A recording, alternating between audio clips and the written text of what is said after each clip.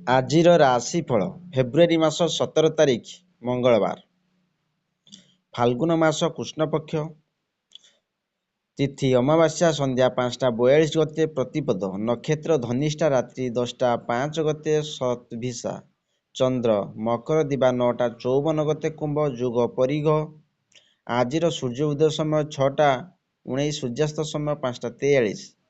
ମିଥୁନ ଓ ମୀନ ରାଶିର ଘାତ ଚନ୍ଦ୍ର, ମକର ରାଶିର ଘାତ ବାର।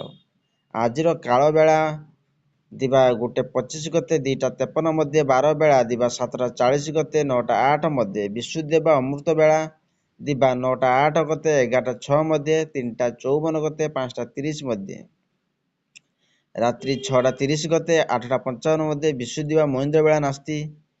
ଆଜି ଆମିଷ ଖାଇଲେ ଦେହ ପ୍ରତି ହାନିକାରକ ହୋଇଥାଏ। ଚାଲନ୍ତୁ 12ଗୋଟି ରାଶିର ନାମ ଜାଣିବା ଏବଂ କେମିତି ରହିଛି ଆପଣଙ୍କ ଦିନ ସେ ବିଷୟ ଜାଣିବା ପୂର୍ବରୁ ଭିଡ଼ିଓଟି ଭଲ ଲାଗିଲେ ଲାଇକ୍ ସେୟାର ସବସ୍କ୍ରାଇବ୍ କରିବେ, ପାଖରେ ଥିବା ବେଲ୍ ଆଇକନ୍ ଦେବେ, ଅଲ୍ ନୋଟିଫିକେସନ୍ ଅନ୍ କରିବେ, ଯାହାଫଳରେ ନୂଆ ନୂଆ ଭିଡ଼ିଓ ପାଇପାରିବେ। ପ୍ରଥମେ ଦେଖିବା ମେଷ ରାଶି ବ୍ୟକ୍ତିମାନଙ୍କ ପାଇଁ। ଆଜି ପ୍ରଶାସନ, ପରିବହନ, ବିବାଦୀୟ କ୍ଷେତ୍ରରେ ସମାଧାନ ପାଇଁ ଚେଷ୍ଟା କରିହେବ।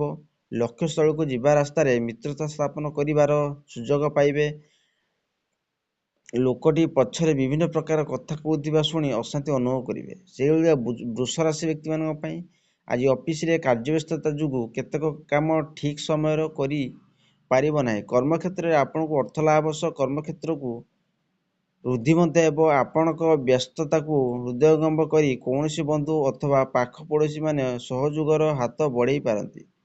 ସେହିଭଳିକା ମିଥୁନ ରାଶି ବ୍ୟକ୍ତିମାନଙ୍କ ପାଇଁ ଆଜି ନିଜ ସଂସ୍ପର୍ଶରେ ଆସୁଥିବା କୌଣସି ବ୍ୟକ୍ତିଙ୍କୁ ଅପ୍ରିୟ ସତ୍ୟ କହି ତିକ୍ତତା ସୃଷ୍ଟି କରିପାରନ୍ତି। ରାଜନୀତି, ସଂଗଠନ, ସଭା ସମିତି, ଆନୁଷ୍ଠାନିକ କ୍ଷେତ୍ରରେ ନୂତନ କାମ ଆରମ୍ଭ କରି ପ୍ରଶଂସିତ ହେବେ। ସ୍ତ୍ରୀକୁ ସନ୍ଦେହରୁ ପାରିବାରିକ ଜୀବନ ସୁଖ କଟିବ। ସେହିଭଳିକା କର୍କଟ ରାଶି ବ୍ୟକ୍ତିମାନଙ୍କ ପାଇଁ ଆଜି ମାନସିକ ଅସ୍ଥିରତା ଓ ବ୍ୟସ୍ତତା ମଧ୍ୟରେ ସମୟ ଅତିବାହିତ ହୋଇପାରେ। ସଭା ସମିତିରେ ଜଣେ ପ୍ରତିଷ୍ଠାବାନ ବ୍ୟକ୍ତିଙ୍କ ସାନ୍ନିଧ୍ୟ ଲାଭ କରି ଆନନ୍ଦିତ ହୋଇପାରନ୍ତି। ମାଲି ମକଦ୍ଦମା, ବାଣିଜ୍ୟ, ବ୍ୟବସାୟୀ, ପରିବହନ କ୍ଷେତ୍ରରେ ବିଦ୍ରୋହ ଉପୁଜିପାରେ। ପ୍ରତିଯୋଗିତାରେ ସଫଳତା ଅର୍ଜନ କରିବେ।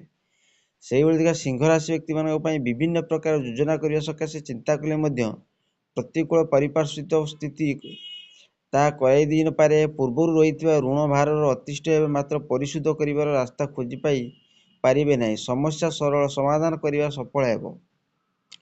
ସେହିଭଳିଆ କନ୍ୟା ରାଶି ବ୍ୟକ୍ତିମାନଙ୍କ ପାଇଁ ଆଜି ଦିନରେ ଯାହା କିଛି ପାଇବାର ଆଶା କରିବେ ତାହା ପୂରଣ ହୋଇପାରିବ।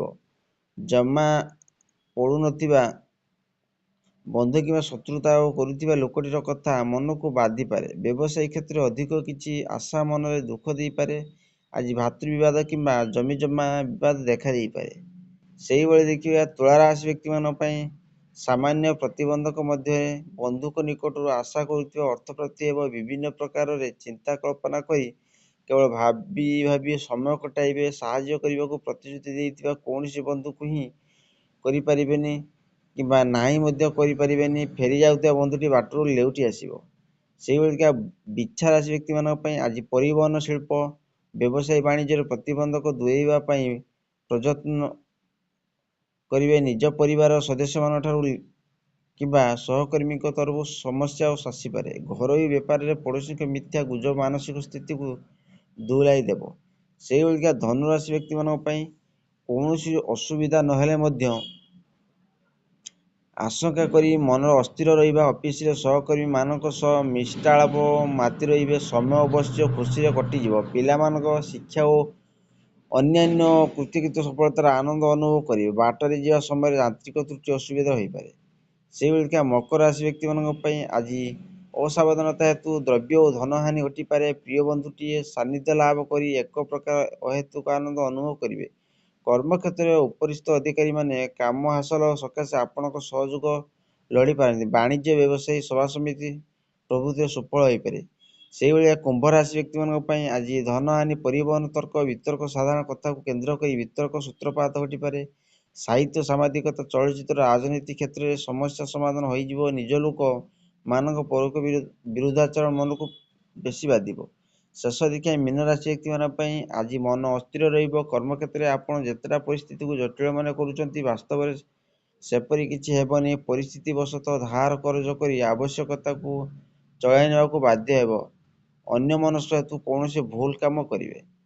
ଆଶା କରୁଛି ଭିଡ଼ିଓଟି ଭଲ ଲାଗିଲେ ଲାଇକ୍ ସେୟାର ସବସ୍କ୍ରାଇବ୍ କରିବେ, ବେଲ୍ ଆଇକନ୍ ଦେବେ।